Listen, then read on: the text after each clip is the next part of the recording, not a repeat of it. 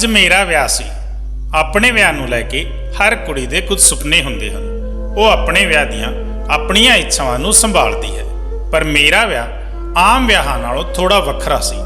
ਇਹ ਵਿਆਹ ਘੱਟ ਤੇ ਇੱਕ ਸੌਦਾ ਜ਼ਿਆਦਾ ਸੀ। ਮੇਰੀ ਮਜਬੂਰੀ ਦਾ ਸੌਦਾ। ਮੈਂ ਵਿਦਾ ਹੋ ਕੇ ਆਪਣੇ ਸਹੁਰੇ ਘਰ ਆ ਗਈ। ਮੇਰੇ ਸਹੁਰੇ ਘਰ ਵਿੱਚ ਸਿਰਫ ਮੇਰੇ ਪਤੀ ਤੇ ਮੇਰਾ ਸਹੁਰਾ ਸੀ। ਉੱਥੇ ਮੇਰਾ ਸਵਾਗਤ ਕਰਨ ਵਾਲਾ ਕੋਈ ਨਹੀਂ ਸੀ ਤੇ ਮੈਨੂੰ ਸਿੱਧਾ ਮੇਰੇ ਪਤੀ ਦੇ ਕਮਰੇ ਵਿੱਚ ਲੈ ਜਾਇਆ ਗਿਆ। ਮੈਂ ਦੁਲਹਨ ਬਣੀ ਬੈੱਡ ਤੇ ਬੈਠੀ ਸੀ। ਇੱਕ ਸਾਦਾ ਜਿਹਾ ਵਿਆਹ ਵਾਲਾ ਜੋੜਾ ਪਾ ਕੇ ਮੈਂ ਕਿਸੇ ਪਾਸੇ ਤੋਂ ਵੀ ਦੁਲਹਨ ਨਹੀਂ ਲੱਗਦੀ ਸੀ।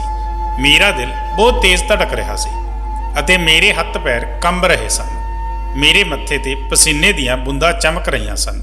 ਮੈਂ ਆਪਣੇ ਪਤੀ ਬਾਰੇ ਬਹੁਤ ਸਾਰੀਆਂ ਗੱਲਾਂ ਸੁਣੀਆਂ ਸਨ ਜੋ ਮੇਰੇ ਦਿਮਾਗ ਵਿੱਚ ਘੁੰਮ ਰਹੀਆਂ ਸਨ।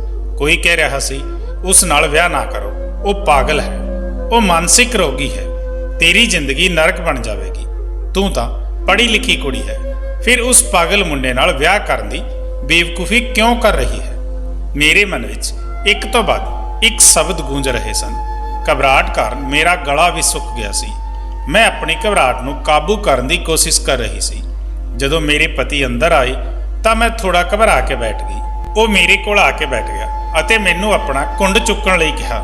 ਮੈਨੂੰ ਇਹ ਗੱਲ ਬਹੁਤ ਅਜੀਬ ਲੱਗੀ, ਪਰ ਮੈਂ ਆਪਣੇ ਪਤੀ ਬਾਰੇ ਪਹਿਲਾਂ ਹੀ ਕਈ ਅਜੀਬ ਗੱਲਾਂ ਸੁਣੀਆਂ ਸਨ। ਇਸ ਲਈ ਮੈਂ ਹੈਰਾਨ ਹੋਣਾ ਬੰਦ ਕਰ ਦਿੱਤਾ ਅਤੇ ਉਸ ਦੀ ਗੱਲ ਮੰਨ ਲਈ ਤੇ ਆਪਣਾ ਕੁੰਡ ਆਪ ਹੀ ਚੁੱਕ ਲਿਆ। ਕੁੰਡ ਚੁੱਕ ਕੇ ਜਿਵੇਂ ਹੀ ਮੈਂ ਆਪਣੇ ਪਤੀ ਵੱਲ ਦੇਖਿਆ ਤਾਂ ਮੈਂ ਹੈਰਾਨ ਰਹਿ ਗਈ ਅਤੇ ਉਸਨੇ ਵੀ ਮੇਰੇ ਵੱਲ ਅਜੀਬ ਜਿਹੀ ਨਜ਼ਰ ਨਾਲ ਦੇਖਿਆ। ਉਹ ਕਿੰਨੀ ਦੇਰ ਤੱਕ ਮੈਨੂੰ ਦੇਖਦਾ ਰਿਹਾ ਤੇ ਫਿਰ ਕੌਣ ਜਾਣੇ ਕੀ ਹੋਇਆ, ਉਹ ਅਚਾਨਕ ਉੱਠ ਕੇ ਕਮਰੇ ਦੀ ਛੱਤ ਤੇ ਚਲਾ ਗਿਆ। ਮੈਂ ਵੀ ਘਬਰਾਹਟ ਵਿੱਚ ਬੈੱਡ ਤੇ ਬੈਠੀ ਸੋਚ ਰਹੀ ਸੀ ਕਿ ਇਹ ਸਭ ਕੀ ਤੇ ਕਿਉਂ ਹੋਇਆ। ਹੁਣ ਆਪਣੇ ਕਮਰੇ ਵਿੱਚ ਬੈਠਣਾ ਮੇਰੇ ਲਈ ਔਖਾ ਹੋ ਰਿਹਾ ਸੀ। ਕਮਰੇ ਵਿੱਚ ਮੇਰਾ ਦਮ ਘੁੱਟ ਰਿਹਾ ਸੀ। ਮੈਂ ਵੀ ਉੱਠ ਕੇ ਆਪਣੇ ਪਤੀ ਦੇ ਪਿੱਛੇ ਛੱਤ ਤੇ ਚਲੀ ਗਈ। ਮੈਂ ਉਸ ਨੂੰ ਉਸਦੇ ਨਾਂ ਨਾਲ ਬੁਲਾਇਆ। ਉਸਨੇ ਪਿੱਛੇ ਮੁੜ ਕੇ ਦੇਖਿਆ ਤਾਂ ਮੇਰਾ ਨਾਂ ਅਮਨ ਹੈ। ਮੈਂ ਇੱਕ ਗਰੀਬ ਪਰਿਵਾਰ ਨਾਲ ਸੰਬੰਧ ਰੱਖਦੀ ਹਾਂ। ਮੇਰੇ ਤੋਂ ਇਲਾਵਾ ਘਰ ਵਿੱਚ ਮੇਰੇ ਮਾਤਾ-ਪਿਤਾ ਤੇ ਇੱਕ ਛੋਟਾ ਭਰਾ ਸੀ।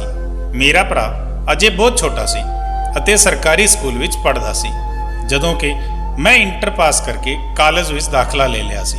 ਮੈਂ ਸਕਾਲਰਸ਼ਿਪ ਤੇ ਪੜ੍ਹ ਰਹੀ ਸੀ। ਇੱਥੇ ਮੇਰੇ ਵਰਗੀਆਂ ਬਹੁਤ ਘੱਟ ਕੁੜੀਆਂ ਸਨ ਜੋ ਗਰੀਬ ਪਰਿਵਾਰਾਂ ਦੀਆਂ ਸਨ।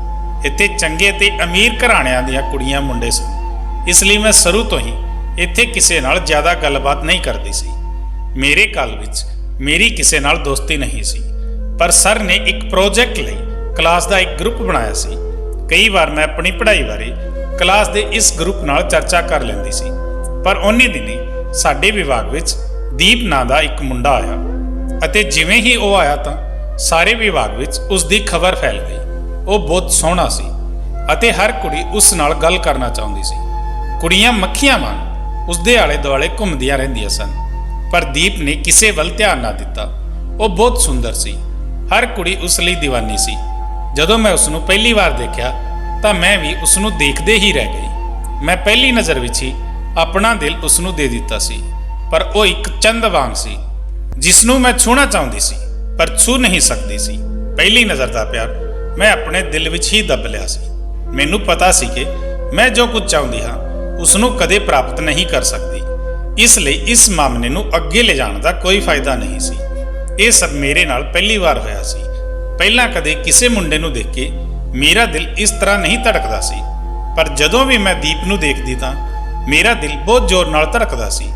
ਮੇਰੀਆਂ ਨਜ਼ਰਾਂ ਆਪਣੇ ਆਪ ਹੀ ਦੀਪ ਵੱਲ ਹੋ ਜਾਂਦੀ ਸੀ ਤੇ ਮੈਂ ਝੱਟ ਅੱਖਾਂ ਨੀਵੀਆਂ ਕਰ ਲੈਂਦੀ ਸੀ।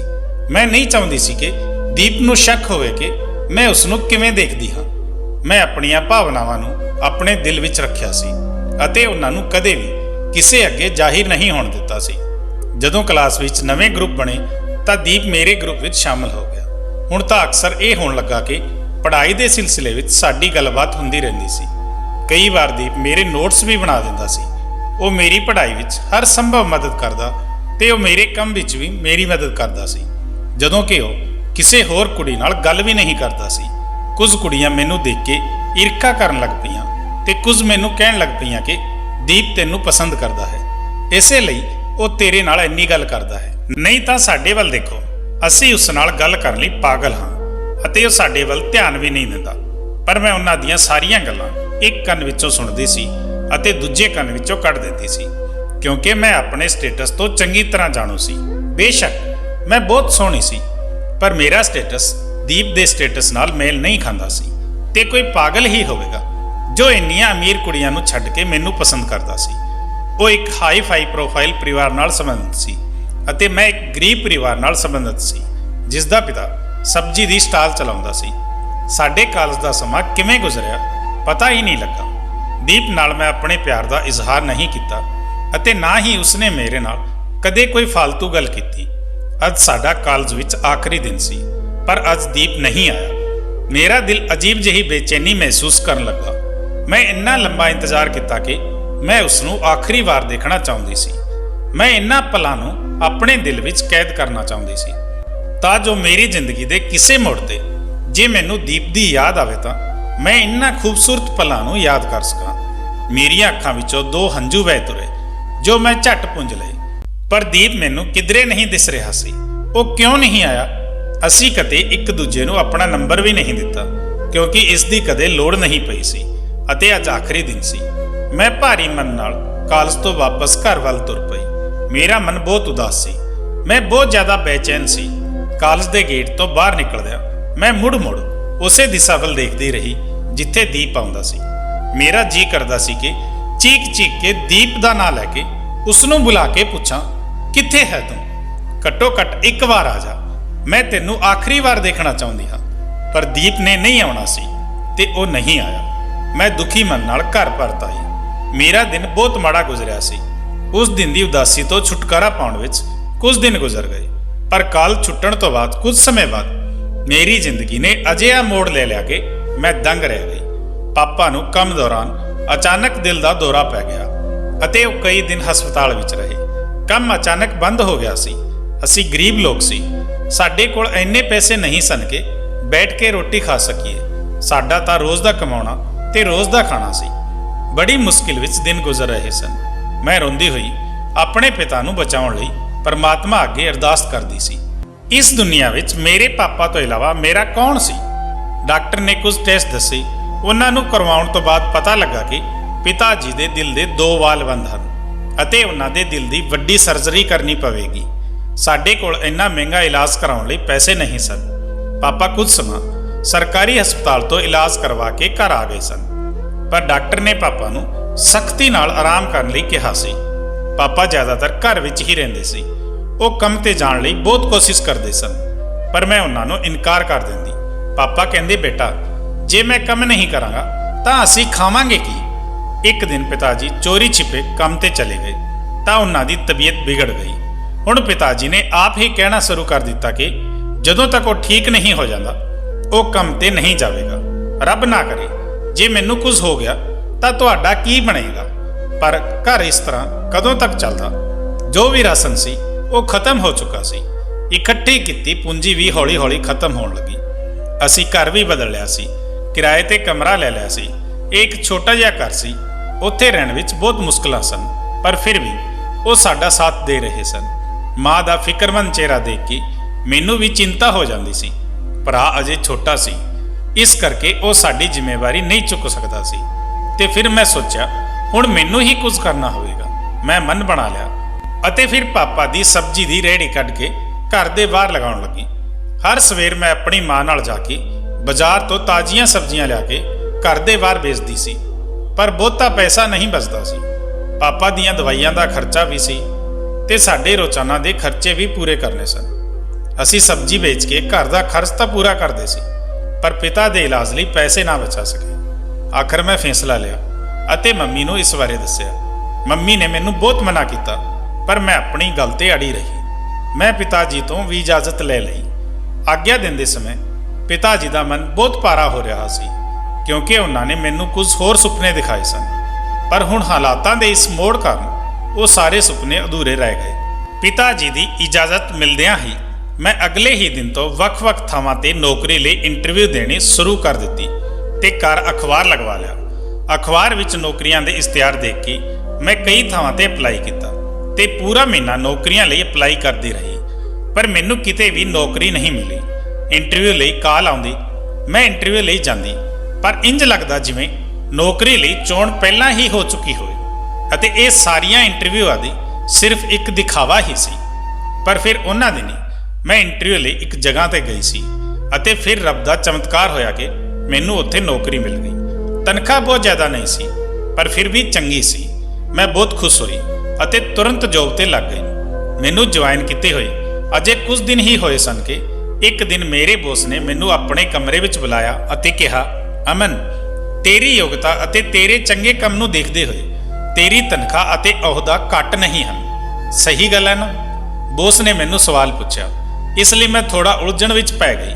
ਫਿਰ ਮੈਂ ਹਿੰਮਤ ਇਕੱਠੀ ਕੀਤੀ ਅਤੇ ਹਾਂ ਕਿਹਾ ਅਤੇ ਉਸਨੇ ਕੁਝ ਸਮੇਂ ਲਈ ਮੇਰੇ ਵੱਲ ਡੂੰਘੀ ਨਜ਼ਰ ਨਾਲ ਦੇਖਿਆ। ਮੈਂ ਉਸਦੇ ਇਸ ਤਰ੍ਹਾਂ ਮੇਰੇ ਵੱਲ ਦੇਖਣ ਕਰਕੇ ਘਬਰਾ ਗਈ ਸੀ। ਪਰ ਫਿਰ ਉਹ ਕਹਿਣ ਲੱਗਾ, ਤੁਹਾਡੀ ਤਨਖਾਹ ਤਾਂ ਵੱਧ ਸਕਦੀ ਹੈ, ਪਰ ਜੇ ਤੁਸੀਂ ਮੇਰੇ ਲਈ ਇਹ ਕੰਮ ਕਰੋਗੇ ਤਾਂ। ਬੌਸ ਨੇ ਪੁੱਛਿਆ ਤਾਂ ਮੈਂ ਉਸ ਵੱਲ ਉਲਝੀਆਂ ਨਜ਼ਰਾਂ ਨਾਲ ਦੇਖਿਆ। ਮੈਂ ਉਸ ਨੂੰ ਘਬਰਾ ਕੇ ਦੇਖਿਆ ਤੇ ਪੁੱਛਣ ਲੱਗੀ ਕਿ ਕਿਹੜਾ ਕੰਮ। ਉਹ ਕਮੀਨੀ ਜਿਹੀ ਹੱਸਣ ਲੱਗ ਪਿਆ ਤੇ ਕਹਿਣ ਲੱਗਾ, ਮਿਸ ਅਮਨ, ਤੁਸੀਂ ਬਹੁਤ ਬੁੱਧੀਮਾਨ ਹੋ। ਤੁਸੀਂ ਸਮਝ ਸਕਦੇ ਹੋ ਕਿ ਇਸ ਲਈ ਤੁਹਾਨੂੰ ਮੈਨੂੰ ਖੁਸ਼ ਕਰਨਾ ਪਵੇਗਾ। ਇਹ ਇੰਨੀ ਔਖੀ ਗੱਲ ਨਹੀਂ ਹੈ। ਇਹ ਅੱਜਕੱਲ ਆਮ ਹੀ ਹੈ। ਲੋਕ ਪੈਸੇ ਲਈ ਸਭ ਕੁਝ ਕਰਦੇ ਹਨ। ਜੇ ਤੁਸੀਂ ਮੈਨੂੰ ਹਰ ਰੋਜ਼ ਖੁਸ਼ ਰੱਖਦੇ ਹੋ ਤਾਂ ਮੈਂ ਤੁਹਾਡੀ ਤਨਖਾਹ ਦੁੱਗਣੀ ਕਰ ਦਿਆਂਗਾ। ਤੁਹਾਡੇ ਘਰ ਦੇ ਹਾਲਾਤ ਸੁਧਰ ਜਾਣਗੇ। ਬੌਸ ਨੇ ਮੈਨੂੰ ਹੇਠਾਂ ਤੋਂ ਉੱਪਰ ਤੱਕ ਦੇਖਿਆ ਤੇ ਕਿਹਾ। ਬੌਸ ਦੀ ਗੱਲ ਸੁਣ ਕੇ ਮੇਰੇ ਸਾਰੇ ਸਰੀਰ ਨੂੰ ਅੱਗ ਲੱਗ ਗਈ ਸੀ। ਮੈਂ ਬੜੇ ਗੁੱਸੇ ਨਾਲ ਖੜੇ ਹੋ ਕੇ ਕਿਹਾ ਕਿ ਤੇਰੇ ਵਰਗੇ ਬਦਮਾਸ਼ਾਂ ਕਰਕੇ ਹੀ ਕੁੜੀਆਂ ਘਰੋਂ ਨਿਕਲਣ ਤੋਂ ਡਰਦੀਆਂ ਹਨ। ਮੈਂ ਤੈਨੂੰ ਤੇ ਤੇਰੇ ਇਸ ਕੰਮ ਨੂੰ ਲੱਤ ਮਾਰਦੀ ਹਾਂ। ਮੈਂ ਗੁੱਸੇ ਨਾਲ ਇਹ ਕਹਿ ਕੇ ਦਫ਼ਤਰ ਤੋਂ ਬਾਹਰ ਆ ਗਈ। ਉਹ ਬੌਸ ਮੈਨੂੰ ਪਿੱਛੇ ਤੋਂ ਬੁਲਾਉਂਦਾ ਰਿਹਾ। ਮੇਰੀਆਂ ਅੱਖਾਂ ਵਿੱਚੋਂ ਬੇਵਸੀ ਦੇ ਹੰਝੂ ਵਹਿ ਰਹੇ ਸਨ। ਮੈਂ ਬਹੁਤ ਬੇਵਸ ਮਹਿਸੂਸ ਕਰ ਰਹੀ ਸੀ, ਪਰ ਇਹ ਬੇਵਸ ਤੇ ਲਾਚਾਰ ਲੋਕਾਂ ਦੀ ਦੁਨੀਆ ਨਹੀਂ ਸੀ। ਮੈਂ ਕਿੰਨਾ ਟਾਈਮ ਤੱਕ ਇਸ ਤਰ੍ਹਾਂ ਸੜਕ ਦੇ ਨਾਲ ਤੁਰਦੀ ਰਹੀ, ਪਰ ਕਦੋਂ ਤੱਕ? ਮੈਂ ਘਰ ਤਾਂ ਜਾਣਾ ਹੀ ਸੀ। ਘਰ ਪਹੁੰਚ ਕੇ ਮਾਂ ਨੇ ਮੇਰਾ ਚਿੰਤਿਤ ਚਿਹਰਾ ਦੇਖਿਆ ਤੇ ਪੁੱਛਿਆ, ਕੀ ਹੋਇਆ ਅਮਨ, ਤੂੰ ਇੰਨੀ ਚਿੰਤਿਤ ਕਿਉਂ ਹੈ? ਮੰਮੀ ਦੇ ਪੁੱਛਣ ਦੀ ਦੇਰ ਸੀ ਕਿ ਮੈਂ ਫੁੱਟ ਕੇ ਰੋਣਾ ਸ਼ੁਰੂ ਕਰ ਦਿੱਤਾ ਤੇ ਉਸ ਨੂੰ ਸਾਰੀ ਸੱਚਾਈ ਦੱਸ ਦਿੱਤੀ। ਮੰਮੀ ਮੈਨੂੰ ਜੱਫੀ ਪਾ ਕੇ ਕਹਿਣ ਲੱਗ ਪਈ, ਪੁੱਤਰ, ਹੁਣ ਜਦੋਂ ਤੁਸੀਂ ਘਰ ਤੋਂ ਬਾਹਰ ਨਿਕਲਦੇ ਹੋ ਤਾਂ ਤੁਹਾਨੂੰ ਅਜੇ ਕਈ ਭਗਿਆੜਾਂ ਦਾ ਸਾਹਮਣਾ ਕਰਨਾ ਪਵੇਗਾ। ਅਜੇ ਬਹੁਤ ਸਾਰੇ ਜਾਨਵਰ ਤੁਹਾਡੇ ਰਾਹ ਵਿੱਚ ਆਉਣਗੇ, ਪਰ ਤੁਹਾਨੂੰ ਹਿੰਮਤ ਅਤੇ ਬੁੱਧੀ ਨਾਲ ਕੰਮ ਕਰਨਾ ਪਵੇਗਾ। ਉਸ ਤੋਂ ਬਾਅਦ ਮੰਮੀ ਨੇ ਕਾਫੀ ਦੇਰ ਤੱਕ ਮੈਨੂੰ ਸਮਝਾਇਆ ਅਤੇ ਹੁਣ ਮੈਂ ਕਾਫੀ ਉਤਸ਼ਾਹਿਤ ਸੀ। ਮਾਂ ਦੀ ਗੋਦ ਵਿੱਚ ਸਿਰ ਰੱਖ ਕੇ ਮੈਂ ਬਹੁਤ ਆਰਾਮ ਮਹਿਸੂਸ ਕਰ ਰਹੀ ਸੀ। ਅਗਲੇ ਦਿਨ ਮੈਂ ਫਿਰ ਨਵੇਂ ਇਰਾਦੇ ਤੇ ਹਿੰਮਤ ਨਾਲ ਨਵੀਂ ਨੌਕਰੀ ਲੱਭਣ ਲਈ ਨਿਕਲ ਪਈ। ਮੇਰੀ ਕਿਸਮਤ ਚੰਗੀ ਸੀ ਕਿ ਮੈਨੂੰ ਜਲਦੀ ਹੀ ਇੱਕ ਪ੍ਰਾਈਵੇਟ ਕੰਪਨੀ ਵਿੱਚ ਨੌਕਰੀ ਮਿਲ ਗਈ। ਇਹ ਨੌਕਰੀ ਪਹਿਲਾਂ ਨਾਲੋਂ ਬਹੁਤ ਵਧੀਆ ਸੀ। ਤਨਖਾਹ ਜ਼ਿਆਦਾ ਸੀ ਅਤੇ ਘਰ ਤੋਂ ਲੈ ਜਾਣ ਤੇ ਛੱਡਣ ਦੀ ਸਹੂਲਤ ਵੀ ਸੀ। ਹੁਣ ਇਹ ਮੇਰੇ ਲਈ ਬਹੁਤ ਆਸਾਨ ਸੀ। ਮੈਂ ਇੱਥੇ 3 ਮਹੀਨਿਆਂ ਤੋਂ ਕੰਮ ਕਰ ਰਹੀ ਸੀ। ਇੱਥੋਂ ਦਾ ਮਾਹੌਲ ਵੀ ਬਹੁਤ ਵਧੀਆ ਸੀ।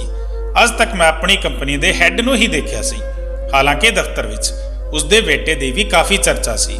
ਕਈਆਂ ਨੇ ਉਸ ਨੂੰ ਪਾਗਲ ਕਿਹਾ, ਕਿਸੇ ਨੇ ਉਸ ਨੂੰ ਸਾਈਕੋ ਕਿਹਾ, ਪਰ ਮੈਂ ਉਸ ਨੂੰ ਅੱਜ ਤੱਕ ਨਹੀਂ ਦੇਖਿਆ ਸੀ। ਸ਼ਾਇਦ ਉਹ ਦਫ਼ਤਰ ਨਹੀਂ ਆਇਆ ਸੀ। ਮੈਂ ਵੀ ਆਪਣੇ ਕੰਮ ਵਿੱਚ ਧਿਆਨ ਰੱਖਦੀ ਸੀ। ਪਰ ਫਿਰ ਉਹਨਾਂ ਦਿਨਾਂ ਵਿੱਚ ਬੌਸ ਨੇ ਮਹਿਲਾ ਵਰਕਰਾਂ ਦੀ ਇੱਕ ਜ਼ਰੂਰੀ ਮੀਟਿੰਗ ਬੁਲਾਈ ਅਤੇ ਉਹਨਾਂ ਨੇ ਇੱਕ ਅਜੀਬ ਐਲਾਨ ਕੀਤਾ। ਬੌਸ ਨੇ ਕਿਹਾ ਕਿ ਜੋ ਵੀ ਕੁੜੀ ਮੇਰੇ ਮੁੰਡੇ ਨਾਲ ਵਿਆਹ ਕਰੇਗੀ ਅਤੇ ਉਸ ਨਾਲ 24 ਘੰਟੇ ਬਿਤਾਏਗੀ, ਉਸ ਨੂੰ ਇੱਕ ਬਹੁਤ ਵੱਡੀ ਰਕਮ ਦਾ ਇਨਾਮ ਦਿੱਤਾ ਜਾਵੇਗਾ। ਮੈਨੂੰ ਆਪਣੇ ਬੌਸ ਦੀ ਇਹ ਗੱਲ ਬਿਲਕੁਲ ਵੀ ਚੰਗੀ ਨਹੀਂ ਲੱਗੀ। ਪਤਾ ਨਹੀਂ ਉਸਦੇ ਮੁੰਡੇ ਨੂੰ ਕੀ ਸਮੱਸਿਆ ਸੀ ਕਿ ਬੌਸ ਨੇ ਅਜਿਹਾ ਐਲਾਨ ਕੀਤਾ। ਇਹ ਗੱਲ ਵਾਰ-ਵਾਰ ਸੁਣਾਈ ਦੇ ਰਹੀ ਸੀ। ਕੋਈ ਵੀ ਕੁੜੀ ਬੌਸ ਦੇ ਮੁੰਡੇ ਨਾਲ ਵਿਆਹ ਕਰਨ ਲਈ ਤਿਆਰ ਨਹੀਂ ਸੀ। ਪਰ ਇਹ ਗੱਲ ਵਾਰ-ਵਾਰ ਸੁਣ ਕੇ ਮੇਰੇ ਦਿਲ ਵਿੱਚ ਖਿਆਲ ਆ ਰਿਹਾ ਸੀ ਕਿ ਜੇ ਇੰਨੇ ਪੈਸੇ ਮਿਲਣਗੇ ਤਾਂ ਮੈਂ ਹੀ ਬੌਸ ਦੇ ਮੁੰਡੇ ਨਾਲ ਵਿਆਹ ਕਿਉਂ ਨਾ ਕਰ ਲਵਾਂ। ਮੈਂ ਆਪਣੇ ਬੌਸ ਦੇ ਬੇਟੇ ਨਾਲ ਜੋ ਵੀ ਰਿਸ਼ਤਾ ਬਣਾਵਾਂਗੀ ਉਹ ਜਾਇਜ਼ ਅਤੇ ਕਾਨੂੰਨੀ ਰਿਸ਼ਤਾ ਹੋਵੇਗਾ ਤੇ ਮੈਂ ਕੁਝ ਵੀ ਗੈਰ ਕਾਨੂੰਨੀ ਨਹੀਂ ਕਰ ਰਹੀ। ਇਹ ਠੀਕ ਹੈ, 24 ਘੰਟੇ ਲਈ ਉਹ ਮੇਰਾ ਪਤੀ ਹੋਵੇਗਾ ਅਤੇ ਮੇਰਾ ਪਤੀ ਹੋਣ ਦੇ ਨਾਤੇ ਉਸ ਦਾ ਮੇਰੇ ਸਰੀਰ ਤੇ ਪੂਰਾ ਅਧਿਕਾਰ ਹੋਵੇਗਾ। ਇਸ ਵਿੱਚ ਕੁਝ ਵੀ ਗਲਤ ਨਹੀਂ ਹੈ। ਮੈਂ 24 ਘੰਟਿਆਂ ਬਾਅਦ ਉਸ ਨੂੰ ਤਲਾਕ ਦੇ ਦਿਆਂਗੀ, ਪਰ ਮੈਨੂੰ ਮਿਲਣ ਵਾਲੀ ਵੱਡੀ ਰਕਮ ਨਾਲ ਮੇਰੀ ਘਰ ਦੀ ਹਾਲਤ ਸੁਧਰ ਜਾਵੇਗੀ। ਮੈਂ ਆਪਣੇ ਪਿਤਾ ਦਾ ਇਲਾਜ ਕਰਵਾ ਸਕਦੀ ਹਾਂ ਅਤੇ ਫਿਰ ਵਿਆਹ ਕਿਹੜਾ ਸਾਰੀ ਉਮਰ ਚੱਲਣਾ ਹੈ। ਇਹ ਸਿਰਫ ਇੱਕ ਸੌਦਾ ਹੈ। ਮੇਰਾ ਦਿਲ ਵਾਰ-ਵਾਰ ਮੈਨੂੰ ਮਨਾਉਣ ਦੀ ਕੋਸ਼ਿਸ਼ ਕਰ ਰਿਹਾ ਸੀ। ਦਿਲ ਤੇ ਦਿਮਾਗ ਦੀ ਜੰਗ ਚੱਲ ਰਹੀ ਸੀ ਤੇ ਫਿਰ ਦਿਲ ਜਿੱਤ ਗਿਆ। ਮੈਂ ਇਸ ਅੱਗ ਵਿੱਚ ਛਾਲ ਮਾਰਨ ਦਾ ਫੈਸਲਾ ਕਰਦੇ ਹੋਏ ਬੌਸ ਨੂੰ ਹਾਂ ਕਿਹਾ। ਮੇਰੀ ਗੱਲ ਸੁਣ ਕੇ ਮੇਰਾ ਬੌਸ ਬਹੁਤ ਖੁਸ਼ ਹੋਇਆ ਅਤੇ ਤੁਰੰਤ ਪੰਡਿਤ ਜੀ ਨੂੰ ਬੁਲਾਇਆ ਤੇ ਸ਼ੁਭ ਮੁਹੂਰਤ ਕਢਵਾ ਲਿਆ। ਘਰ ਆ ਕੇ ਮੈਂ ਮਾਂ ਨਾਲ ਗੱਲ ਕੀਤੀ। ਮੇਰੀ ਗੱਲ ਸੁਣ ਕੇ ਮਾਂ ਹੈਰਾਨੀ ਨਾਲ ਮੇਰੇ ਵੱਲ ਦੇਖਦੀ ਰਹੀ। ਕੁਝ ਦੇਰ ਤੱਕ ਉਹ ਕੁਝ ਨਾ ਕਹਿ ਸਕੀ। ਉਹ ਮੇਰੇ ਨਾਲ ਬਹੁਤ ਗੁੱਸੇ ਸੀ। ਮੇਰੇ ਪਿਤਾ ਜੀ ਵੀ ਗੁੱਸਾ ਸੀ। ਦੋਵਾਂ ਨੇ ਮੈਨੂੰ ਇਹ ਕੰਮ ਕਰਨ ਤੋਂ ਵਰਜਿਆ, ਪਰ ਮੈਂ ਪੱਕਾ ਇਰਾਦਾ ਕਰ ਲਿਆ ਸੀ ਅਤੇ ਸਭ ਤੋਂ ਵੱਡੀ ਗੱਲ ਇਹ ਸੀ ਕਿ ਮੈਨੂੰ ਇਸ ਪੈਸੇ ਦਾ ਲਾਲਚ ਸੀ ਜਿਸ ਨਾਲ ਮੈਂ ਆਪਣੇ ਪਿਤਾ ਦਾ ਇਲਾਜ ਕਰਵਾ ਸਕਦੀ ਸੀ। ਜੇ ਮੇਰੇ ਪਿਤਾ ਜੀ ਨੂੰ ਕੁਝ ਹੋ ਗਿਆ ਹੁੰਦਾ ਤਾਂ ਮੈਂ ਸਾਰੀ ਉਮਰ ਆਪਣੇ ਆਪ ਨੂੰ ਮਾਫ ਨਹੀਂ ਕਰ ਸਕਦੀ ਸੀ ਕਿ ਰੱਬ ਨੇ ਮੈਨੂੰ ਇੰਨਾ ਵੱਡਾ ਮੌਕਾ ਦਿੱਤਾ ਸੀ, ਫਿਰ ਵੀ ਮੈਂ ਇਹ ਗਵਾ ਦਿੱਤਾ ਅਤੇ ਮੇਰੀ ਇੱਕ ਛੋਟੀ ਜਿਹੀ ਗਲਤੀ ਕਾਰਨ ਮੇਰੇ ਪਿਤਾ ਦਾ ਇਲਾਜ ਨਾ ਹੋ ਸਕਿਆ ਅਤੇ ਫਿਰ ਉਹ ਇਸ ਸੰਸਾਰ ਤੋਂ ਚਲੇ ਗਏ। ਇਹ ਸੋਚ ਕੇ ਮੈਂ ਆਪਣਾ ਇਰਾਦਾ ਪੱਕਾ ਕਰ ਲਿਆ ਸੀ। ਮੈਂ ਮੰਮੀ ਡੈਡੀ ਨੂੰ ਸਮਝਾਉਣ ਦੀ ਬਹੁਤ ਕੋਸ਼ਿਸ਼ ਕੀਤੀ, ਪਰ ਉਹ ਕਿਸੇ ਤਰ੍ਹਾਂ ਨਾਲ ਨਹੀਂ ਸਮਝ ਰਹੇ ਸਨ। ਇਸ ਦੀ ਬਜਾਏ ਉਹ ਮੈਨੂੰ ਸਮਝਾਉਣ ਲਈ ਬੈਠ ਗਏ, ਪਰ ਹੁਣ ਮੈਂ ਸਮਝਣ ਅਤੇ ਸਮਝਾਉਣ ਦੀ ਹੱਦ ਲੰਘ ਚੁੱਕੀ ਸੀ। ਇਸ ਲਈ ਮੈਂ ਉਹਨਾਂ ਦੀ ਗੱਲ ਨਹੀਂ ਸੁਣੀ ਅਤੇ ਫਿਰ ਮੇਰੇ ਵਿਆਹ ਦਾ ਦਿਨ ਆ ਗਿਆ। ਅਸੀਂ ਇੱਕ ਛੋਟੇ ਜਿਹੇ ਸਮਾਗਮ ਵਿੱਚ ਵਿਆਹ ਕਰਵਾ ਲਿਆ ਸੀ। ਮੈਂ ਅਜੇ ਆਪਣੇ ਪਤੀ ਨੂੰ ਨਹੀਂ ਦੇਖਿਆ ਸੀ, ਪਰ ਮੈਂ ਉਸ ਦਾ ਨਾਂ ਸੁਣ ਕੇ ਜ਼ਰੂਰ ਹੈਰਾਨ ਹੋ ਗਈ ਸੀ। ਪਰ ਇਸ ਨਾਂ ਵਾਲੇ ਬਹੁਤ ਸਾਰੇ ਲੋਕ ਹਨ ਅਤੇ ਫਿਰ ਇਹ ਦੀਪ ਮੇਰੇ ਵਾਲਾ ਦੀਪ ਨਹੀਂ ਹੋ ਸਕਦਾ ਜਿਸ ਨੂੰ ਮੈਂ ਪਿਆਰ ਕਰਦੀ ਸੀ, ਤੇ ਉਹ ਪਾਗਲ ਤਾਂ ਬਿਲਕੁਲ ਨਹੀਂ ਸੀ ਅਤੇ ਲੋਕ ਇਸ ਦੀਪ ਨੂੰ ਪਾਗਲ ਅਤੇ ਸਾਈਕੋ ਕਹਿੰਦੇ ਹਨ। ਮੈਂ ਵਿਦਾ ਹੋ ਕੇ ਆਪਣੇ ਸਹੁਰੇ ਘਰ ਆ ਗਈ ਅਤੇ ਫਿਰ ਕਮਰੇ ਵਿੱਚ ਮੈਂ ਜਿਸ ਨੂੰ ਦੇਖਿਆ ਉਸ ਨੂੰ ਦੇਖ ਕੇ ਮੇਰੀ ਹੈਰਾਨੀ ਦੀ ਕੋਈ ਹੱਦ ਨਾ ਰਹੀ। ਮੇਰੇ ਸਾਹਮਣੇ ਜੋ ਬੈਠਾ ਸੀ ਉਹ ਮੇਰਾ ਆਪਣਾ ਦੀਪ ਸੀ ਜਿਸ ਨੂੰ ਮੈਂ ਦਿਲੋਂ ਪਿਆਰ ਕਰਦੀ ਸੀ। ਮੇਰੀਆਂ ਅੱਖਾਂ ਵਿੱਚੋਂ ਹੰਝੂ ਵਹਿ ਰਹੇ ਸਨ। ਇਹ ਖੁਸ਼ੀ ਦੇ ਹੰਝੂ ਸਨ, ਇਹ ਮੇਰੀ ਬੇਵੱਸੀ ਦੇ ਹੰਝੂ ਸਨ। ਮੈਂ ਕੁਝ ਨਹੀਂ ਕਹਿ ਸਕੀ। ਦੀਪ ਵੀ ਮੇਰੇ ਵੱਲ ਦੇਖ ਰਿਹਾ ਸੀ। ਮੈਂ ਉਸ ਨੂੰ ਆਪਣੀ ਸਾਰੀ ਕਹਾਣੀ ਦੱਸ ਦਿੱਤੀ। ਉਹ ਮੇਰੇ ਵੱਲ ਬਹੁਤ ਧਿਆਨ ਨਾਲ ਅਤੇ ਪਿਆਰ ਭਰੀਆਂ ਨਜ਼ਰਾਂ ਨਾਲ ਦੇਖ ਰਿਹਾ ਸੀ। ਮੈਂ ਆਪਣਾ ਸਿਰ ਝੁਕਾਇਆ ਤੇ ਮੈਂ ਉਸ ਨੂੰ ਪੁੱਛਿਆ, ਕੀ ਹੋਇਆ? ਲੋਕ ਤੁਹਾਨੂੰ ਸਾਈਕੋ ਅਤੇ ਪਾਗਲ ਕਿਉਂ ਕਹਿੰਦੇ ਹਨ? ਤੁਸੀਂ ਸਾਈਕੋ ਤੇ ਪਾਗਲ ਕਿਉਂ ਹੋ ਗਏ? ਇਹ ਗੱਲਾਂ ਤੁਹਾਡੇ ਬਾਰੇ ਕਿਉਂ ਮਸ਼ਹੂਰ ਹਨ? ਮੇਰੀ ਗੱਲ ਸੁਣ ਕੇ ਦੀਪ ਨੇ ਡੂੰਘਾ ਸਾਹ ਲੈਂਦਿਆਂ ਕਿਹਾ, ਜਦੋਂ ਮੈਂ ਕਾਲਜ ਵਿੱਚ ਦਾਖਲਾ ਲੈ ਕੇ ਗਿਆ ਸੀ ਤਾਂ ਉੱਥੇ ਮੇਰੀ ਪਹਿਲੀ ਨਜ਼ਰ ਤੇਰੇ ਤੇ ਪਈ ਸੀ। ਤੂੰ ਬੈਂਚ ਤੇ ਬੈਠ ਕੇ ਕੁਝ ਨੋਟਸ ਬਣਾ ਰਹੀ ਸੀ। ਬਹੁਤ ਸਾਰੀਆਂ ਮਾਡਰਨ ਕੁੜੀਆਂ ਵਿੱਚੋਂ ਜਿਨ੍ਹਾਂ ਨੇ ਮੇਕਅਪ ਕਰਕੇ ਆਪਣੇ ਆਪ ਨੂੰ ਕੇਕ ਪੈਸਟੀਆਂ ਵਰਗਾ ਬਣਾਇਆ ਹੋਇਆ ਸੀ, ਤੁਸੀਂ ਉਹਨਾਂ ਨਾਲੋਂ ਬਿਲਕੁਲ ਵੱਖਰੀ ਅਤੇ ਸਧਾਰਨ ਲੱਗ ਰਹੇ ਸੀ। ਤੁਹਾਡਾ ਚਿਹਰਾ ਹਰ ਤਰ੍ਹਾਂ ਦੇ ਮੇਕਅਪ ਤੋਂ ਸਾਫ਼ ਸੀ ਤੇ ਉਹੀ ਸਾਦਗੀ ਮੇਰੇ ਦਿਲ ਵਿੱਚ ਵਸ ਗਈ ਸੀ। ਮੈਨੂੰ ਤੇਰੀ ਸਾਦਗੀ ਨਾਲ ਪਿਆਰ ਹੋ ਗਿਆ ਸੀ। ਉਸ ਸਮੇਂ ਤੂੰ ਚਿੱਟਾ ਸੂਟ ਪਾਇਆ ਹੋਇਆ ਸੀ ਜਿਸ ਵਿੱਚ ਤੂੰ ਮਾਸੂਮ ਜਿਹੀ ਗੁੱਡੀ ਲੱਗ ਰਹੀ ਸੀ। ਮੈਂ ਕੁਝ ਦੇਰ ਤੱਕ ਤੈਨੂੰ ਦੇਖਦਾ ਰਿਹਾ। ਇੰਜ ਜਾਪਦਾ ਸੀ ਜਿਵੇਂ ਕਿਸੇ ਹੋਰ ਥਾਂ ਤੋਂ ਕੋਈ ਫਰਿਸ਼ਤਾ ਮੇਰੇ ਸਾਹਮਣੇ ਆ ਗਿਆ ਹੋਵੇ। ਤੇਥੋਂ ਪਹਿਲਾਂ ਵੀ ਕਈ ਕੁੜੀਆਂ ਮੇਰੀ ਜ਼ਿੰਦਗੀ ਵਿੱਚ ਆਈਆਂ, ਪਰ ਮੇਰਾ ਦਿਲ ਕਿਸੇ ਵੀ ਕੁੜੀ ਨਾਲ ਨਹੀਂ ਮਿਲਿਆ। ਉਹ ਕੁੜੀਆਂ ਟਾਈਮ ਪਾਸ ਕਰਨ ਲਈ ਮੇਰੇ ਕੋਲ ਆਉਂਦੀਆਂ ਸਨ, ਪਰ ਤੈਨੂੰ ਦੇਖ ਕੇ ਮੈਨੂੰ ਪਹਿਲੀ ਨਜ਼ਰ ਵਿੱਚ ਹੀ ਪਿਆਰ ਹੋ ਗਿਆ ਸੀ ਤੇ ਮੈਂ ਉੱਥੇ ਖੜ ਕੇ ਫੈਸਲਾ ਕਰ ਲਿਆ ਸੀ ਕਿ ਮੈਂ ਸਿਰਫ ਤੈਨੂੰ ਹੀ ਆਪਣਾ ਜੀਵਨ ਸਾਥੀ ਬਣਾਵਾਂਗਾ। ਇਸ ਲਈ ਮੈਂ ਤੁਹਾਡੇ ਨਾਲ ਗੱਲ ਕਰਨਾ ਸ਼ੁਰੂ ਕਰ ਦਿੱਤਾ। ਉਨੀ ਦਿਨੀ ਮੇਰੇ ਪਿਤਾ ਜੀ ਨੇ ਮੇਰੇ ਤੇ ਵਿਆਹ ਲਈ ਦਬਾਅ ਪਾਉਣਾ ਸ਼ੁਰੂ ਕਰ ਦਿੱਤਾ। ਦਰਅਸਲ ਪਿਤਾ ਜੀ ਨੇ ਮੈਨੂੰ ਹੋਸਟਲ ਤੋਂ ਘਰ ਬੁਲਾਇਆ ਸੀ। ਮੈਂ ਤੁਹਾਡੇ ਬਾਰੇ ਪਾਪਾ ਨਾਲ ਗੱਲ ਕੀਤੀ ਕਿ ਮੈਨੂੰ ਆਪਣੇ ਕਾਲਜ ਦੀ ਕੁੜੀ ਨਾਲ ਪਿਆਰ ਹੈ ਅਤੇ ਮੈਂ ਉਸ ਤੋਂ ਬਿਨਾਂ ਰਹਿਣ ਬਾਰੇ ਸੋਚ ਵੀ ਨਹੀਂ ਸਕਦਾ, ਪਰ ਸਾਡੇ ਵਿਚਕਾਰ ਖੜੀ ਪੈਸੇ ਦੀ ਕੰਧ ਨੇ ਸਾਡੇ ਪਿਆਰ ਨੂੰ ਪੂਰਾ ਨਹੀਂ ਹੋਣ ਦਿੱਤਾ। ਜਦੋਂ ਪਾਪਾ ਨੇ ਮੈਨੂੰ ਤੁਹਾਡੇ ਬਾਰੇ ਪੁੱਛਿਆ ਤਾਂ ਮੈਂ ਉਹਨਾਂ ਨੂੰ ਸੱਚ ਦੱਸਿਆ ਕਿ ਤੁਸੀਂ ਇੱਕ ਗਰੀਬ ਪਰਿਵਾਰ ਨਾਲ ਸੰਬੰਧਿਤ ਹੋ। ਤੁਹਾਡੇ ਪਿਤਾ ਸਬਜ਼ੀ ਦੀ ਦੁਕਾਨ ਚਲਾਉਂਦੇ ਹਨ। ਇਹ ਸੁਣ ਕੇ ਪਾਪਾ ਗੁੱਸੇ ਵਿੱਚ ਆ ਗਏ। ਪਾਪਾ ਨੇ ਮੈਨੂੰ ਸਾਫ਼ ਇਨਕਾਰ ਕਰ ਦਿੱਤਾ। ਪਾਪਾ ਨੇ ਤੁਹਾਨੂੰ ਮਿਲਣ ਦੀ ਹਿੰਮਤ ਵੀ ਨਹੀਂ ਕੀਤੀ। ਉਹਨਾਂ ਨੂੰ ਤੁਹਾਡੀ ਕਾਬਲੀਅਤ, ਤੁਹਾਡੀ ਸੁੰਦਰਤਾ ਅਤੇ ਸਾਦਗੀ ਨਾਲ ਕੋਈ ਮਤਲਬ ਨਹੀਂ ਸੀ। ਉਹ ਮੈਨੂੰ ਆਪਣੇ ਵਰਗੇ ਕਾਰੋਬਾਰੀ ਵਰਗ ਦੇ ਪਰਿਵਾਰ ਨਾਲ ਵਿਆਹਣਾ ਚਾਹੁੰਦੇ ਸੀ ਤਾਂ ਜੋ ਆਪਣਾ ਕਾਰੋਬਾਰ ਵਧਾ ਸਕਣ। ਮੈਂ ਇਸ ਬਾਰੇ ਉਹਨਾਂ ਨਾਲ ਬਿਲਕੁਲ ਵੀ ਸਹਿਮਤ ਨਹੀਂ ਸੀ, ਪਰ ਉਹਨਾਂ ਨੇ ਮੇਰੀ ਗੱਲ ਨਹੀਂ ਮੰਨੀ ਅਤੇ ਇੱਕ ਥਾਂ ਤੇ ਮੇਰਾ ਰਿਸ਼ਤਾ ਤੈਅ ਕਰ ਦਿੱਤਾ। ਇਸ ਕਰਕੇ ਮੈਂ ਆਖਰੀ ਦਿਨ ਕਾਲਜ ਨਹੀਂ ਆ ਸਕਿਆ। ਮੈਨੂੰ ਪਤਾ ਸੀ ਕਿ ਤੁਸੀਂ ਵੀ ਮੈਨੂੰ ਪਸੰਦ ਕਰਦੇ ਹੋ। ਮੈਂ ਤੇਰੀਆਂ ਅੱਖਾਂ ਵਿੱਚ ਆਪਣੇ ਲਈ ਪਿਆਰ ਦੇਖਿਆ ਸੀ। ਮੈਂ ਆਖਰੀ ਦਿਨ ਤੇਰੀ ਉਮੀਦ ਨਹੀਂ ਤੋੜਨਾ ਚਾਹੁੰਦਾ ਸੀ। ਮੈਂ ਆਪਣੇ ਪਿਤਾ ਦੇ ਕਾਰਨ ਬੇਬਸ ਸੀ। ਪਿਤਾ ਨੇ ਆਪਣੀ ਸਹੁੰ ਖਵਾ ਕੇ ਮੇਰਾ ਰਿਸ਼ਤਾ ਪੱਕਾ ਕਰ ਦਿੱਤਾ ਸੀ ਤੇ ਮੈਂ ਆਖਰੀ ਦਿਨ ਕਾਲਜ ਜਾ ਕੇ ਤੁਹਾਡੀਆਂ ਉਮੀਦਾਂ ਕਿਵੇਂ ਤੋੜ ਸਕਦਾ ਸੀ? ਮੈਂ ਕਿਸ ਮੂੰਹੋਂ ਆਖਦਾ ਕਿ ਮੇਰਾ ਰਿਸ਼ਤਾ ਤੈਅ ਹੋ ਗਿਆ ਹੈ? ਮੈਂ ਤੁਹਾਡੀਆਂ ਅੱਖਾਂ ਵਿੱਚ ਹੰਝੂ ਬਰਦਾਸ਼ਤ ਨਹੀਂ ਕਰ ਸਕਦਾ ਸੀ। ਇਸ ਕਰਕੇ ਮੈਂ ਜਾਣਬੁੱਝ ਕੇ ਆਖਰੀ ਦਿਨ ਕਾਲਜ ਨਹੀਂ ਆਇਆ। ਮੇਰੀ ਮੰਗਣੀ ਬੜੀ ਧੂਮਧਾਮ ਨਾਲ ਹੋਈ। ਮੈਂ ਆਪਣੇ ਪਿਤਾ ਦੀ ਇੱਛਾ ਅੱਗੇ ਸਿਰ ਝੁਕਾ ਲਿਆ ਸੀ, ਪਰ ਉਸ ਤੋਂ ਬਾਅਦ ਮੈਂ ਚੁੱਪ ਰਹਿਣ ਲੱਗਿਆ। ਮੇਰੀ ਮੰਗੇਤਰ ਅਕਸਰ ਮੈਨੂੰ ਬਾਹਰ ਲੈ ਜਾਣ ਲਈ ਕਹਿੰਦੀ, ਮੈਨੂੰ ਮਹਿੰਗੇ ਤੋਹਫੇ ਦਿੰਦੀ ਸੀ। ਉਹ ਮੇਰੇ ਨਾਲ ਸਮਾਂ ਬਿਤਾਉਣਾ ਚਾਹੁੰਦੀ ਸੀ, ਪਰ ਮੈਨੂੰ ਇਹ ਬਿਲਕੁਲ ਵੀ ਪਸੰਦ ਨਹੀਂ ਸੀ। ਮੈਂ ਵਾਰ-ਵਾਰ ਤੇਰੇ ਬਾਰੇ ਸੋਚਦਾ ਸੀ। ਫਿਰ ਇੱਕ ਦਿਨ ਮੈਂ ਕਾਲਜ ਵਿਭਾਗ ਤੋਂ ਤੁਹਾਡੇ ਘਰ ਦਾ ਪਤਾ ਲੈ ਲਿਆ ਅਤੇ ਫਿਰ ਤੁਹਾਡੇ ਘਰ ਵੀ ਗਿਆ, ਪਰ ਉੱਥੇ ਮੈਨੂੰ ਪਤਾ ਲੱਗਾ ਕਿ ਤੁਸੀਂ ਲੋਕ ਘਰ ਛੱਡ ਗਏ ਹੋ। ਮੈਂ ਬਹੁਤ ਨਿਰਾਸ਼ ਸੀ। ਹੁਣ ਇੰਨੇ ਵੱਡੇ ਸ਼ਹਿਰ ਵਿੱਚ ਮੈਂ ਤੁਹਾਨੂੰ ਕਿੱਥੇ ਲੱਭਦਾ। ਉਸ ਤੋਂ ਬਾਅਦ ਮੈਂ ਆਪਣੇ ਆਪ ਤੋਂ ਬੋਰ ਹੋ ਗਿਆ। ਉਨੀ ਦਿਨੀ ਮੇਰੀ ਮੰਗੇਤਰ ਨਾਲ ਲੜਾਈ ਹੋ ਗਈ ਸੀ। ਉਹ ਬਹੁਤ ਖੁੱਲੇ ਦਿਲ ਵਾਲੀ ਕੁੜੀ ਸੀ। ਇੱਕ ਵਾਰ ਅਸੀਂ ਇੱਕ ਹੋਟਲ ਵਿੱਚ ਸੀ ਤੇ ਪਾਰਟੀ ਚੱਲ ਰਹੀ ਸੀ। ਮੈਨੂੰ ਹੋਟਲ ਦੇ ਕਮਰੇ ਵਿੱਚ ਲੈ ਗਈ ਤੇ ਮੇਰੇ ਨਾਲ ਉਸਨੇ ਕਿਹਾ ਕਿ ਦੀਪ, ਇਹ ਵਿਆਹ ਤੋਂ ਬਾਅਦ ਵੀ ਹੋਣਾ ਹੀ ਹੈ। ਜੇ ਇਹ ਪਹਿਲਾਂ ਹੁੰਦਾ ਹੈ ਤਾਂ ਕੀ ਗਲਤ ਹੈ? ਮੈਂ ਤੇਰੇ ਬਿਨਾਂ ਹੋਰ ਨਹੀਂ ਰਹਿ ਸਕਦੀ। ਉਹ ਮੇਰੇ ਨਾਲ ਜ਼ਬਰਦਸਤੀ ਕਰਨ ਲੱਗੀ। ਮੈਂ ਉਸ ਨੂੰ ਧੱਕਾ ਦੇ ਕੇ ਬੈੱਡ ਤੇ ਸੁੱਟ ਦਿੱਤਾ ਤੇ ਮੈਂ ਘਰ ਆ ਗਿਆ। ਉਸ ਨੂੰ ਮੇਰਾ ਇਸ ਤਰ੍ਹਾਂ ਛੱਡ ਕੇ ਜਾਣਾ ਬੁਰਾ ਲੱਗਾ ਤੇ ਉਸਨੇ ਆਪਣੇ ਪਿਤਾ ਨੂੰ ਮੇਰੀ ਸ਼ਿਕਾਇਤ ਕਰ ਦਿੱਤੀ। ਇਸ ਤੋਂ ਬਾਅਦ ਉਸਦੇ ਪਿਤਾ ਨੇ ਮੇਰੇ ਪਿਤਾ ਨਾਲ ਗੱਲ ਕੀਤੀ ਤਾਂ ਘਰ ਵਿੱਚ ਹੜਕੰਪ ਮਚ ਗਿਆ। ਪਿਤਾ ਨੇ ਪਹਿਲਾਂ ਤਾਂ ਮੈਨੂੰ ਬੁਰਾ ਭਲਾ ਬੋਲਿਆ ਤੇ ਫਿਰ ਪਿਤਾ ਨੇ ਮੈਨੂੰ ਸਾਫ਼-ਸਾਫ਼ ਕਿਹਾ ਕਿ ਇਹ ਸੱਚ ਹੈ ਕਿ ਮੈਨੂੰ ਆਪਣੀ ਮੰਗੇਤਰ ਤੋਂ ਮਾਫੀ ਮੰਗਣੀ ਪਵੇਗੀ ਤੇ ਆਪਣਾ ਵਿਵਹਾਰ ਸੁਧਾਰਨਾ ਪਵੇਗਾ, ਨਹੀਂ ਤਾਂ ਉਸਦੇ ਕਾਰੋਬਾਰ ਨੂੰ ਵੱਡਾ ਨੁਕਸਾਨ ਹੋ ਸਕਦਾ ਹੈ। ਪਰ ਮੇਰਾ ਅਜਿਹਾ ਕੋਈ ਇਰਾਦਾ ਨਹੀਂ ਸੀ। ਨਾ ਤਾਂ ਮੈਂ ਉਸ ਕੁੜੀ ਤੋਂ ਮਾਫੀ ਮੰਗਣਾ ਚਾਹੁੰਦਾ ਸੀ ਤੇ ਨਾ ਹੀ ਮੈਂ ਆਪਣਾ ਰਿਸ਼ਤਾ ਸੁਧਾਰਨਾ ਚਾਹੁੰਦਾ ਸੀ। ਨਤੀਜੇ ਵਜੋਂ ਸਾਡੀ ਮੰਗਣੀ ਟੁੱਟ ਗਈ। ਪਾਪਾ ਮੇਰੇ ਨਾਲ ਬਹੁਤ ਗੁੱਸੇ ਹੋ ਗਏ। ਫਿਰ ਪਾਪਾ ਨੇ ਕਿਸੇ ਹੋਰ ਥਾਂ ਤੇ ਮੇਰਾ ਰਿਸ਼ਤਾ ਪੱਕਾ ਕਰ ਦਿੱਤਾ ਅਤੇ ਮੈਨੂੰ ਉਸ ਕੁੜੀ ਨਾਲ ਮਿਲਣ ਜੁਲਣ ਲਈ ਕੁਝ ਸਮਾਂ ਦਿੱਤਾ।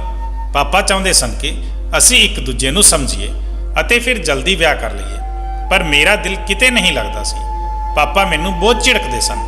ਕਈ ਵਾਰ ਸਮਝਾਉਣ ਤੋਂ ਬਾਅਦ ਪਿਤਾ ਜੀ ਮੇਰੀ ਚਿੰਤਾ ਕਰਨ ਲੱਗ ਪਏ। ਹੁਣ ਉਹ ਮੈਨੂੰ ਵੀ ਸਮਾਂ ਦੇਣ ਲੱਗੇ ਕਿਉਂਕਿ ਹੁਣ ਮੈਂ ਪੂਰੀ ਤਰ੍ਹਾਂ ਬਦਲ ਗਿਆ ਸੀ।